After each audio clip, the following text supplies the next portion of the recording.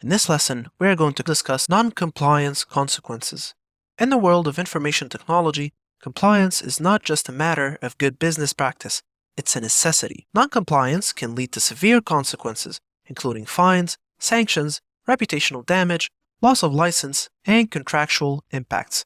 In this lesson, we are going to explain the consequences of non-compliance. First up, fines. Fines are monetary penalties imposed by regulatory bodies for non-compliance with laws and regulations. In the IT and cybersecurity realm, these fines can be substantial. For instance, under the General Data Protection Regulation (GDPR), companies can be fined up to 20 million euros or 4% of their annual global turnover, whichever is higher, for serious data breaches. In 2019, for example, British Airways was fined £183 million by the UK's Information Commissioner's Office for a data breach that affected 500,000 customers. Next, sanctions.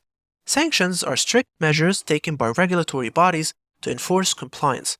These can range from restrictions on business operations to outright bans. For example, in 2017, the Chinese government sanctioned several local and foreign companies for non-compliance with its new cybersecurity law.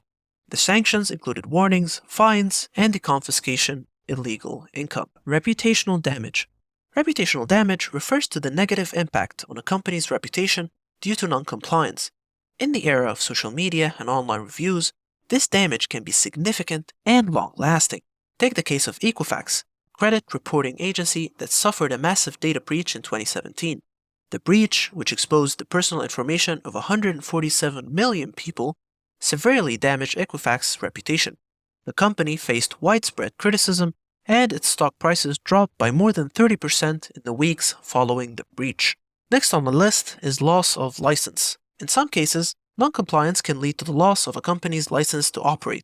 This is particularly relevant in industries where companies are required to maintain certain certifications or licenses. For instance, in 2016, the New York State Department of Financial Services revoked the license of a small Bitcoin company for non-compliance with its cybersecurity regulations.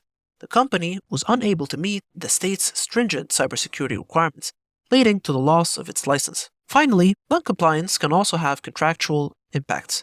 Companies that fail to comply with laws and regulations may find themselves in breach of contract, leading to legal disputes, financial penalties, or the termination of contracts. For example, a software development company that fails to comply with data protection regulations could be in breach of its contracts with clients.